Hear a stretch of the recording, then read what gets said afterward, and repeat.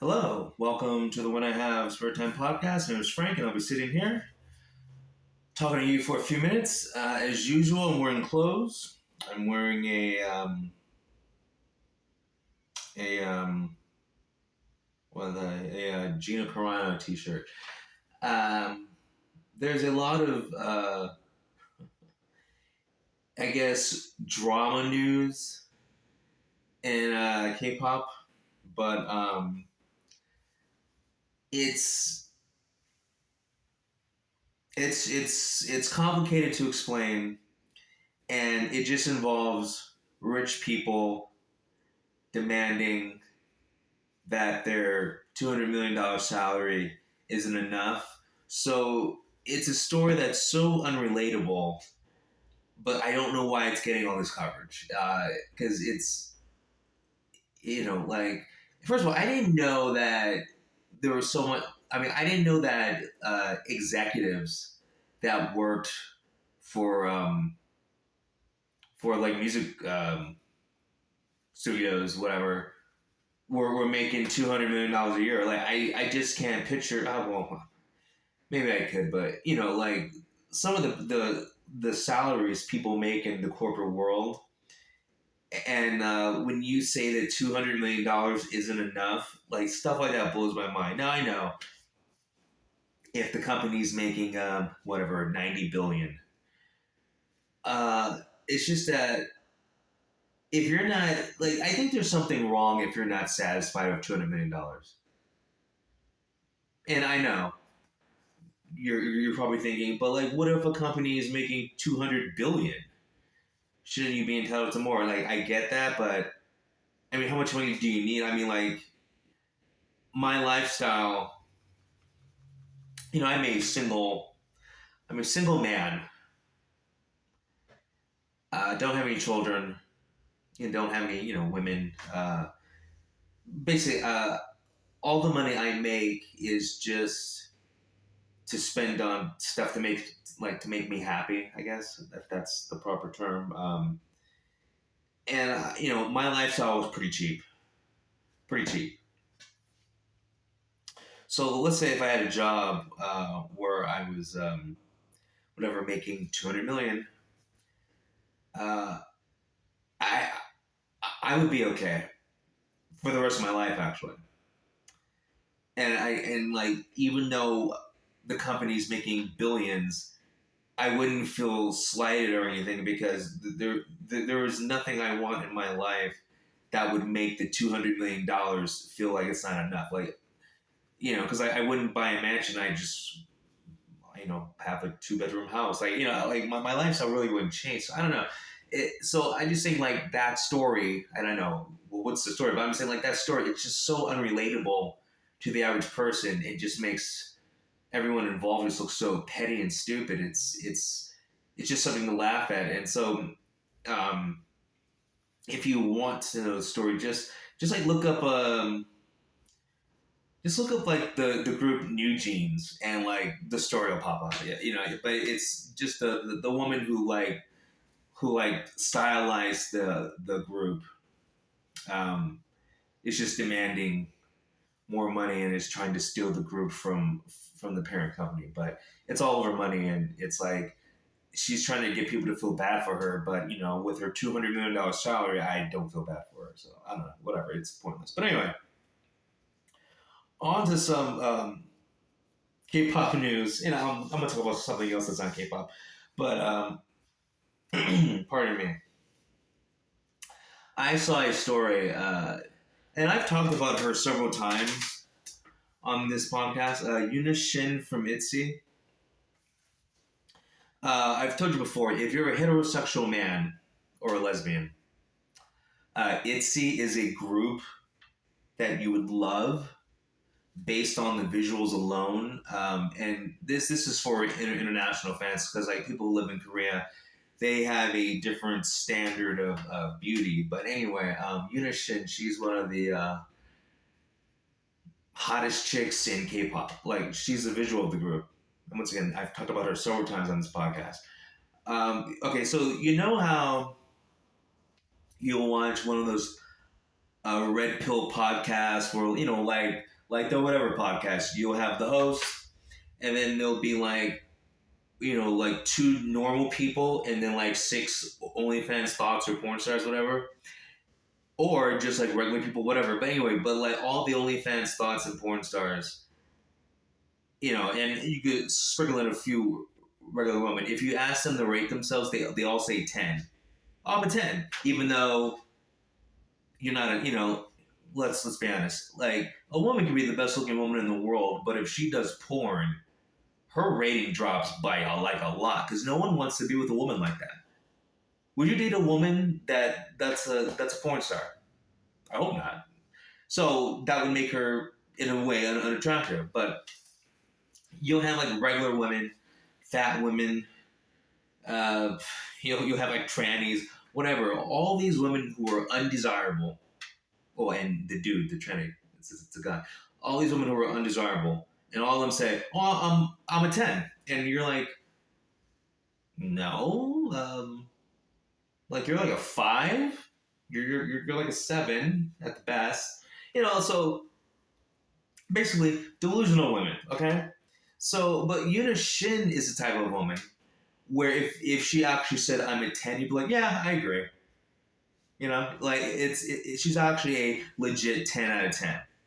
Now, granted, her job has been for the past like 5 years is to be as good looking as possible. That's her job. Okay, and she's really good at that job. And like remember, I've been talking about her since 2018 about how she's the hottest chick in K-pop.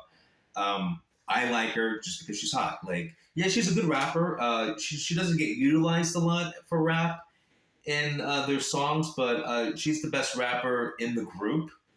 But they don't have her rap the most, though, which makes no sense.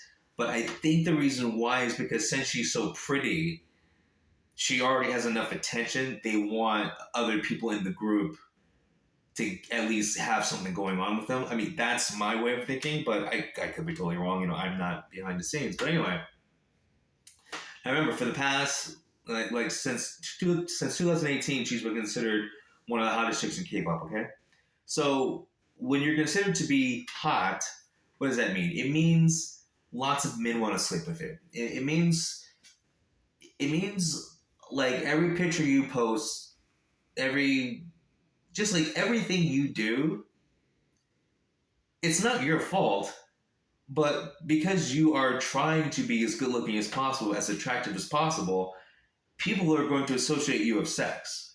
Okay, there's going to be people who want to date you, people that want to do you, just people who buy your albums just because your picture's in the album, okay? And, if you're posting pictures on your Instagram, this is where the story takes place. She deleted some pictures from her Instagram because people were making sexual comments about the pictures.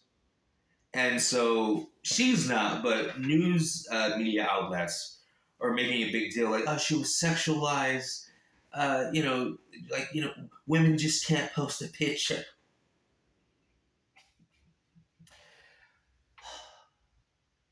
Oh, poor Yuna. She's a victim. Listen, there was like AI deepfake porn of Yuna. Okay?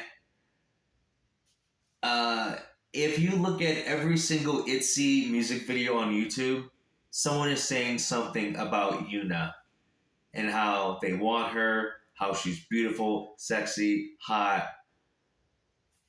I want to do her, whatever. Like, that's her job.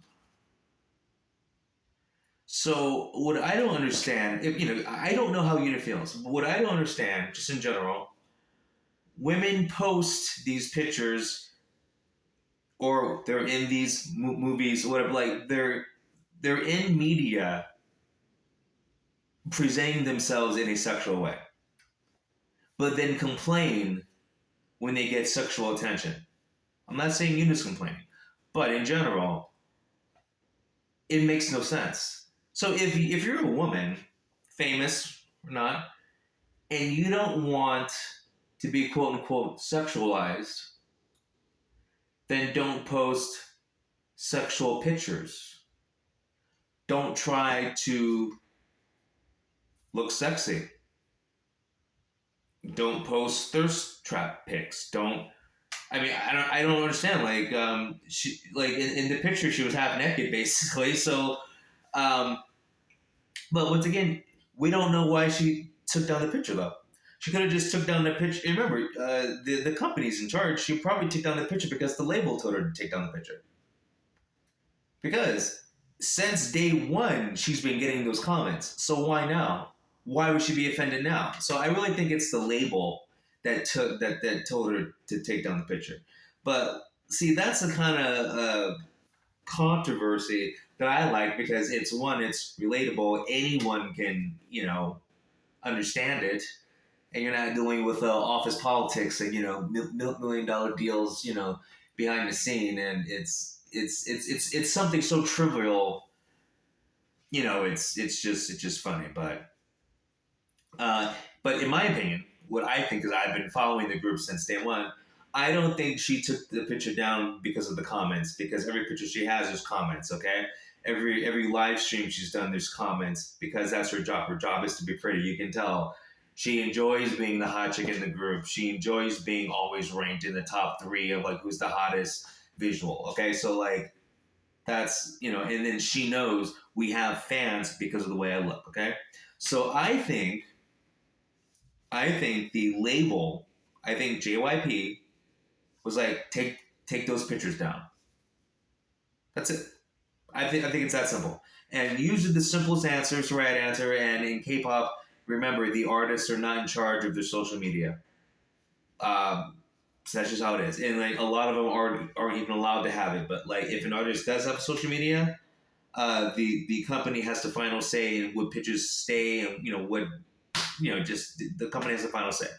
Okay, like the artists have very little control over their social media. So yeah, and even when it comes to deleting it, the company, you can't post pics and then delete pics because like the company would get pissed too because it's like everything becomes an overblown story. So like you just can't be deleting pics because every little thing these idols do is a story. So trust me, the company told her to delete the pics, but and like I'm one of those people who leave a sexual comment on her stuff all the time. I'm talking since day one of leaving sexual comments. That woman is a bona fide 10. Once again, if you're a heterosexual man or a lesbian, I highly recommend the K-pop group ITZY. For the visuals alone, you will not be disappointed. But anyway, so the real reason why I came on here, I saw a story about some illegal immigrants that were sacrificing people for Satan. Okay, and so you see woke leftists go, illegal immigrants, they don't commit any crime when they come over here. Well, first of all, coming over here is already a crime. Okay, but anyway, there were these two Satanists who crossed the border illegally and somehow had their own apartment in Houston. How do illegals get an apartment and like millions of Americans can't? I don't understand how they got an apartment and like. Oh, okay. Anyway, that's a whole other story. But anyway, so these two wall jumpers, and they were gang members, and they were also Satanists. Okay, so they're criminals. So like they're like criminal gang members. They cross over illegally because of the Biden border, get an apartment in Houston somehow. And while they're in that apartment, they kill, I think, a couple of girls who are also illegal immigrants. Thank God. Because it could have been an American. At least it's, the trash taking out the garbage. Okay? Because at least they're killing people that we don't want here anyway. At least they're killing people that came illegally. But how many stories have I heard anyway of illegal immigrants doing crime to American citizens? I've seen dozens. Okay, at least this time it wasn't an American citizen that got messed up over this. Anyway, they're killing kids for Satan, and they got caught because I guess they dumped one body in the middle of the street. Like, what the fuck? You can't have these third world people who come from shithole countries just interacting with Americans. I mean, like, Americans are bad enough. We have people who are from America who are garbage. But American garbage is different than like this. I don't know what this like garbage is. Like this like third world garbage, this Mexican garbage. Jesus Christ, this like Guatemala, El Salvador, like just all the culture is so different. Sacrificing people to Satan, that is a south of the border thing. Okay? That is the lowest of the low. We can't have people like that crossing the border, but millions already have. And so if that's the one that got caught, that means there's 40 more. There's probably 40 more dudes in apartments around the South making sacrifices to Satan. Because if you're telling me those are the only two Satanists that cross the border, you're full of shit. Okay? Like, this country's gone to hell, and we can thank Biden for pushing it over the edge. You know? Oh God, it's crazy. Like when I saw that story, first of all, I wasn't surprised. I wasn't surprised at all. You know? But what did surprise me was that they had their own apartment in Houston. How did they get an apartment? That's the real story. How did two Satanists who crossed the border illegally find their own apartment? Who's paying for it? Like, what's that backstory? I want that to be a movie. Like, forget about all the horrible stuff they did. Forget about all the horrible stuff they did in their own country. Forget about the journey. And forget about, the open border. Forget about all that. I want to know, I want a movie about them apartment hunting. How did that go? Seriously. Tell me how the apartment hunting went off, man. Who was their real estate? Did they have a real estate agent? Did they get a job to get first and last month? Like, I want details on that. That's a movie. That's a movie right there. Okay. Anyway, I've said enough. You guys have a good one. Talk to you later. Peace.